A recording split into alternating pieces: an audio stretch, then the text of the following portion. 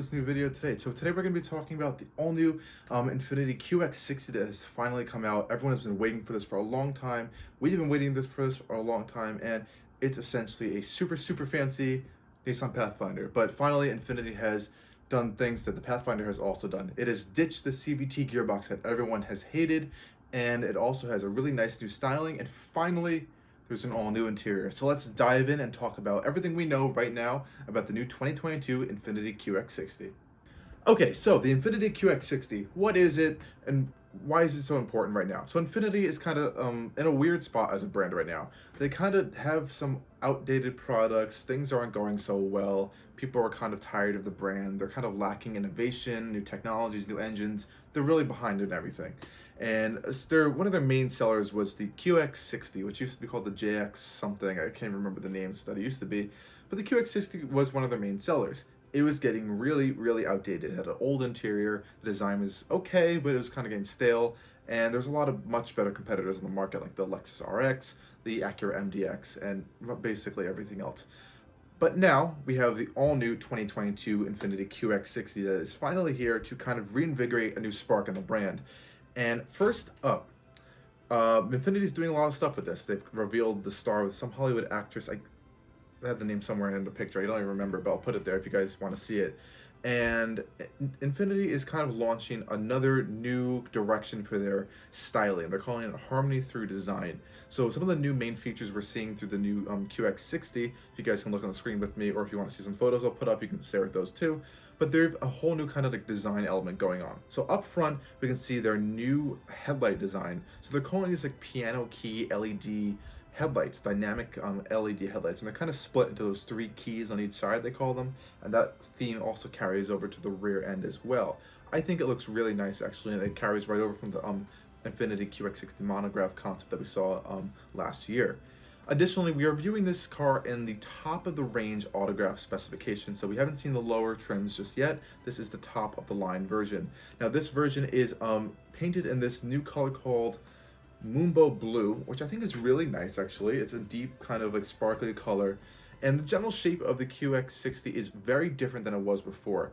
So we're kind of seeing this new shape now where it's more dynamic, more flowing. On the side it's a little more smoother than it was before, and the whole roof line is kind of all black. Now again, this is the autograph version, this is the top of the line one, so I'm not sure if the lower end models are going to be similar, but it kind of reminds me a little bit of a Lincoln Aviator or a Range Rover, or you know, those similar types of products. You guys can see this right here. You know, that whole floating C-pillar line is kind of common right now, and they're just kind of sticking with it. But there is kind of like a sloping roof line coming down. I do like the black roof. I think that's a good contrast against the body. Overall, I think it's a very good and handsome looking vehicle. Up front, you can also see they kind of put the Infiniti badge into the grille now. And I do like the new shape of the grille. They did redo the shape of the grille. It's kind of a little bit more aggressive, a little wider, a little more angular. I think it looks really nice. I'm not a big fan personally, and we're just talking about design stuff right now, of these little plates right here, or the little plastic chromish type things on the bottom. That also carries to the rear end of the car. Not the biggest fan of that. I guess everyone's gonna have their own opinion on that, but they could have done without that. I think we all would have been really fine. But other than that, I think the exterior looks really good. This color is nice. One complaint, I think we're all gonna have this complaint, is the wheels look really small on this car. Unfortunately, they look really tiny. I wish they were bigger. They don't really fill out the wheel arches. There's these really big black plastic wheel arches kind of dominating the car. I think they should have bigger wheels. Hopefully we'll see maybe like a red sport version or some other nice version coming down the road, though. Maybe like a sport package, appearance package that'll increase wheel sizes or add some sporty exterior bits. But this is definitely a more luxury, comfortable, focused specification of the new QX60. Now, additionally, to talk about the new QX60, before we even get into the crazy new interior, I think it's important to talk about the new powertrain, because there is a lot of new stuff going on under there. Under the hood, initially, we have the same 3.5 liter naturally aspirated V6 that's been around for a very long time now. 295 horsepower, not bad. It's paired to, thankfully, a 9-speed automatic gearbox that is shared with the new Pathfinder. No more CVT. I think everyone's really happy about that. I think people are going to respond very well to this. They need to do that to the whole lineup now. This is still transversely mounted. It's a front-wheel drive based platform, so you can get the car in front-wheel drive or all-wheel drive, of course, and it can tow 6,000 pounds, which Infiniti says is a 20% improvement from the previous model, which is pretty impressive. So they increased the rigidity of the chassis and all that stuff to make it, able to tow that weight. They also added a new intelligent all-wheel drive feature that also debuted on the new Pathfinder, available to send 50% of the power to the rear wheels. That's good. Nothing too different here, not the craziest system on the planet. It is still a front-wheel drive based vehicle, so that's okay if you can only send 50% of the power to the rear wheels. You can get some of the traction in low traction situations, which is good. Now, I think it is very important with this car to talk about the interior. I said that already, but I just want to kind of quell some rumors real quick. People have been saying, oh, they're going to make a red sport version. Oh, there's going to be all this other stuff. It's not happening. I'm sorry. It can't happen. First of all, it's a transverse front-wheel drive platform, and the most powerful engine that Nissan makes for this platform is this engine.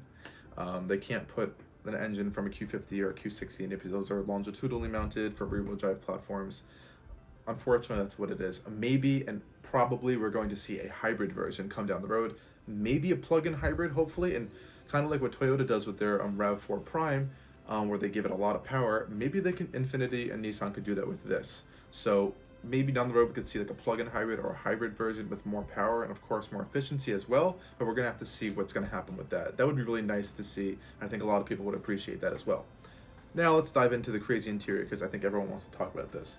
Keep in mind that this is the top of the line autograph model, so everything you're seeing may not be in the lower trims, but the general layout and everything is going to be pretty much similar.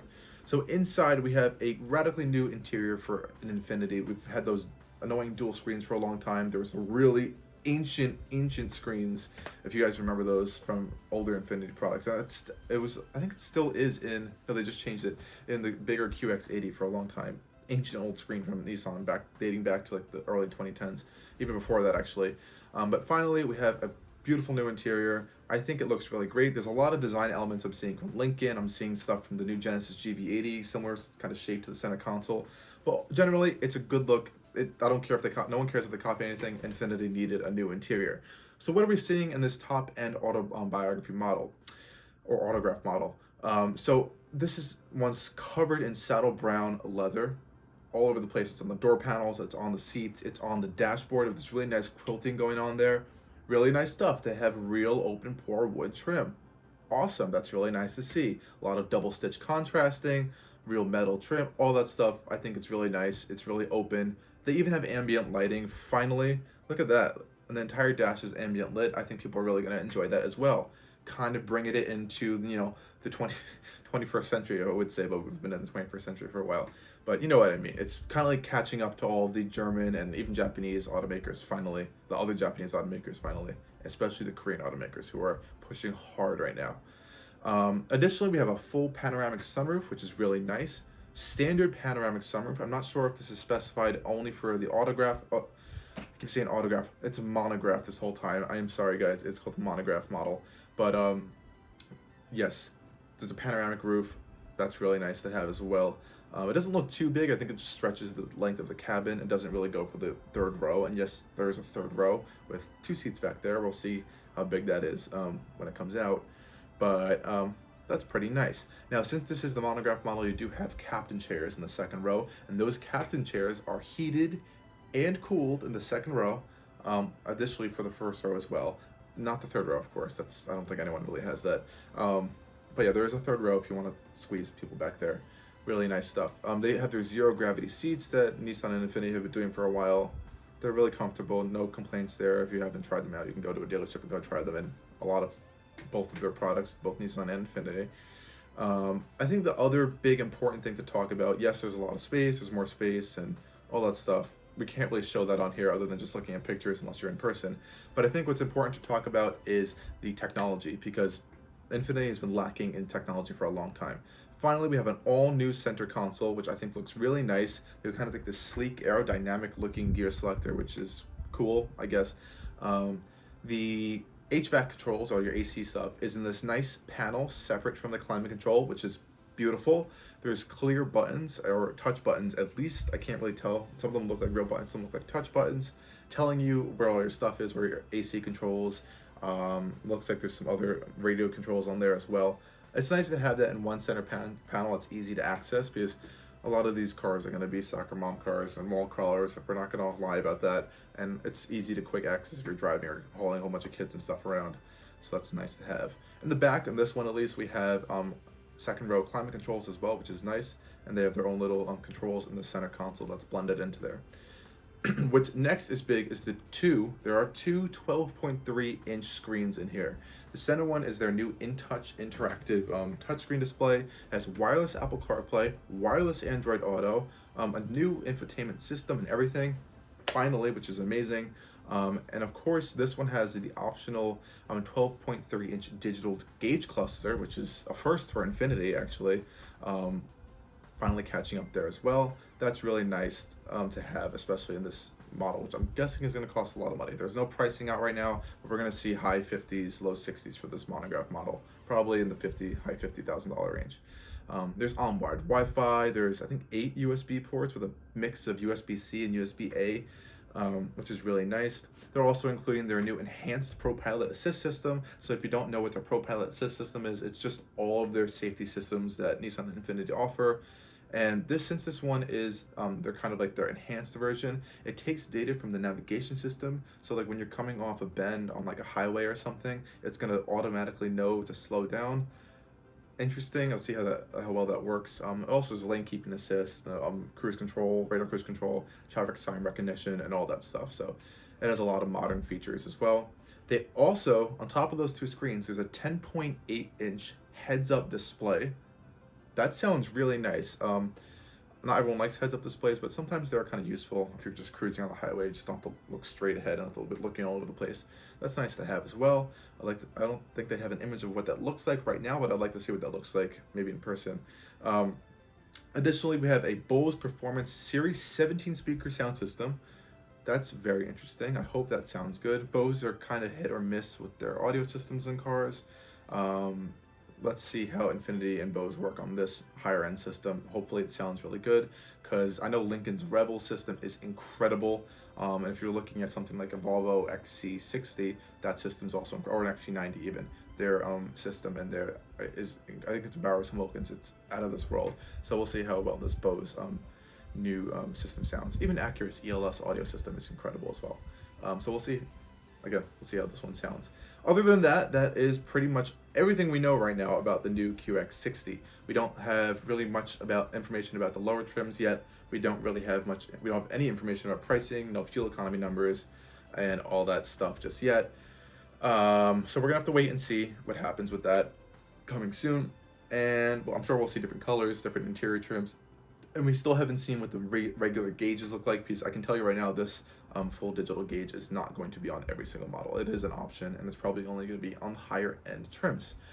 So I hope you guys enjoyed this video real quick, just talking over through the new QX60. I think it is a huge deal for Infiniti, especially with the new interior, the new design, and I think it's going to freshen up the brand and bring some of their customers back, because I've heard a lot of people with their QX60s with a lot of CVT things blowing up, people trying to tell them they're getting faults and failures, and I think they're just getting fed up with the brand. So hopefully this kind of reinvigorates Infiniti, and maybe we'll see them try to make some nice stuff again. Hopefully something, a new sedan. Maybe it's probably going to be electric, but I've heard things about possibly a new electric sedan coming around the road if Nissan doesn't flip their mind and kill it randomly. Anyways, that's enough rambling on for today. Thank you guys for watching, and stay tuned for a lot more videos.